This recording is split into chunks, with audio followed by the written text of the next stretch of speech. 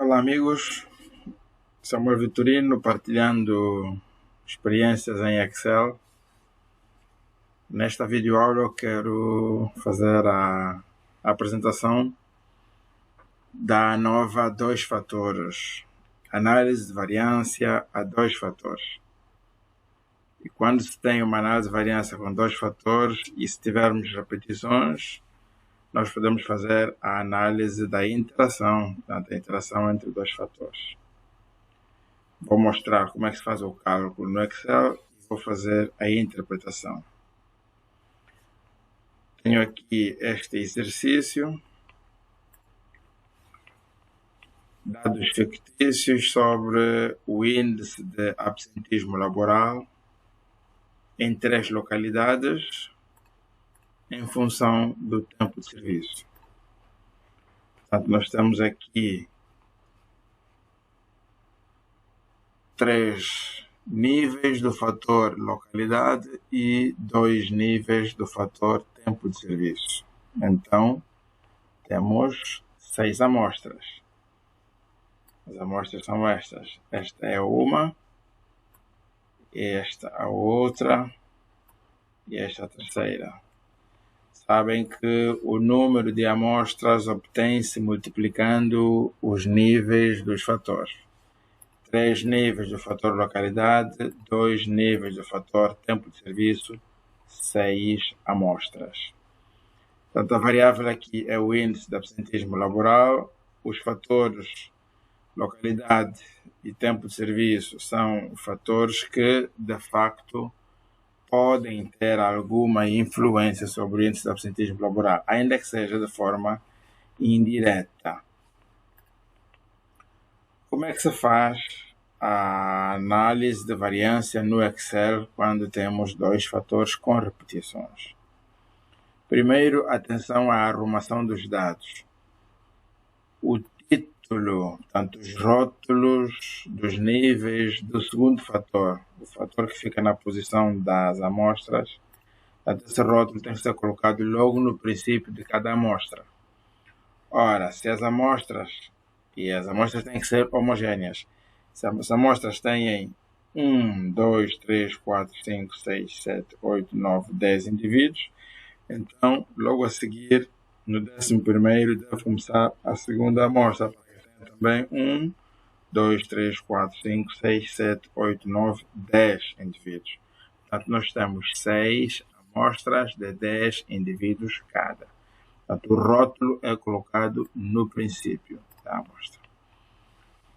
Feita a arrumação dos dados, vamos para o menu Dados, Análise de dados, fator duplo com repetição. Fator duplo com repetição. Clique, dizer OK.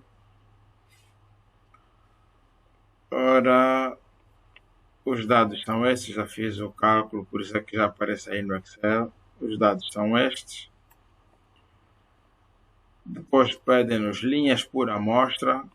Portanto, as amostras são estas, portanto, nesta posição. O segundo fator, tempo de serviço.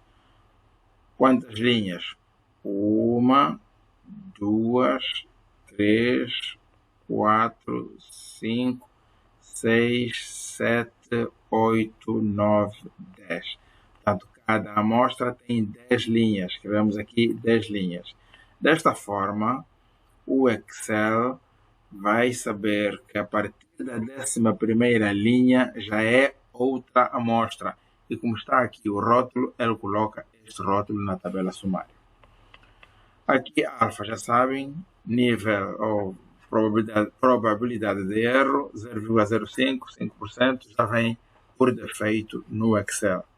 Opções de saída, nova folha de cálculo. Já está. É assim, é bem rápido. Clicar em OK e o Excel faz o cálculo todo. Vem aqui a tabela sumário e a tabela nova. Está, tabela sumário e tabela nova. Portanto, o cálculo é este e é bem rápido e simples. Passamos então à interpretação. Eu já preparei essas folhas bem melhor formatadas para melhor visibilidade. Vamos aqui para a tabela sumário. Ok, como sabem, na tabela sumário nós devemos prestar atenção às tendências para depois irmos para a tabela nova e tomar as decisões com base na interpretação dos valores de F. Na tabela sumário, reconhecer tendências. A melhor forma de o fazer é fixar o nível de um fator e verificar como é que se comporta a variável nos níveis do outro fator. Significa perguntarmos-nos aqui como é que é o índice de absentismo laboral nos funcionários da administração pública quando têm menos de 5 anos. Quando os funcionários têm menos de 5 anos, em que localidade é que eles apresentam o maior ou o menor índice de absentismo laboral? Vamos na tabela sumário. Menos de 5 anos, média. Em Alfa-Anápolis 3.4, Beta-Anápolis 3.04, Gama-Anápolis 3.7. A maior média está em Gama-Anápolis e a menor média está em Beta-Anápolis. Vamos ficar com a maior. Vamos dizer que quando os funcionários têm menos de 5 anos de serviço, é em Gama-Anápolis onde encontramos a maior média do índice de absentismo laboral. E quando os funcionários têm mais de 5 anos, em que localidade é que o índice laboral o absentismo é mais elevado? Em Alfa-Anápolis 3.6, em Beta 3.3 e em Gama-Anápolis 3.6. Portanto, aqui, em termos de tendência, parece não haver problemas, grandes diferenças no índice elevado, mas podemos notar que quando os trabalhadores, os funcionários têm mais de 5 anos, é em Beta-Anápolis onde encontramos o menor índice de absentismo laboral. Mas isto acontece também com os funcionários de menos de 5 anos. Portanto, esta não é uma tendência boa e interessante para marcar. Ficamos apenas com esta de que o maior índice de absentismo laboral é em Gama-Anápolis e para os trabalhadores com menos de 5 anos e para os trabalhadores com mais de 5 anos em Alfa-Anápolis, tanto em Gama-Anápolis, o valor é praticamente o mesmo, 3.6, 3.6. Vamos ver na tabela nova o que é que podemos concluir. Na tabela nova, nós temos esta informação. Amostras, colunas, interações. Sabem que temos que ir para a tabela de dados e ver qual é a variável, qual é o fator que está na posição da amostra, qual é que está na posição de colunas. Vamos para os dados. Posição de colunas é localidade, posição de amostras, tempo de serviço. Quer dizer, quando interpretarmos aqui a amostra, estamos a nos referir ao tempo de serviço.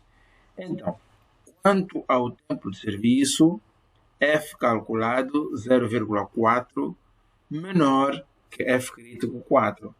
E olhem para o valor P, a probabilidade de erro é enorme, 0,5, 50%, é enorme. Portanto, não podemos rejeitar a hipótese nula. Qual é a hipótese nula aqui? A hipótese nula que diz que a diferença entre os tempos de serviço é estatisticamente significante quanto ao índice de absentismo laboral. Portanto, esta diferença não é estatisticamente significante. Quer dizer que não importa o tempo de serviço, os funcionários apresentam um índice de absentismo laboral que não difere significativamente entre si.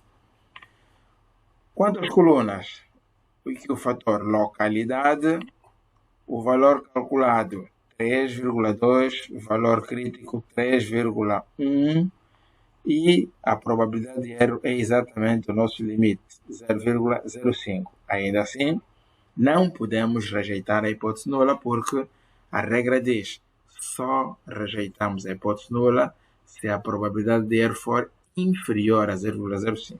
Aqui a probabilidade de erro é igual a 0,05. Portanto, não temos evidências suficientes para rejeitar a hipótese nula. Então, podemos afirmar que, quanto às localidades, também não há diferença estatisticamente significante entre os funcionários públicos quanto ao índice de absentismo laboral. E em termos de interação, ou seja, a dependência e interdependência entre os fatores, ela também não é significante. F calculado é 0, F crítico 3, probabilidade de erro 40%. Portanto, não há interação. Os fatores agem de forma independente. E também não tem como, porque não há diferença estatisticamente significante, nem num, nem no outro fator. Portanto, dificilmente haveremos de encontrar aqui interação entre os fatores, interação significativa. Ok.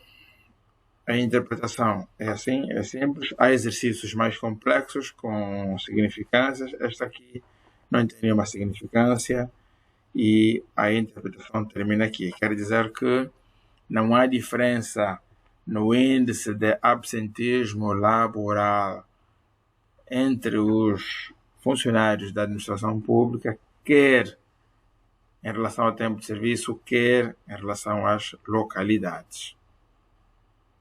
Ok. Até a próxima aula.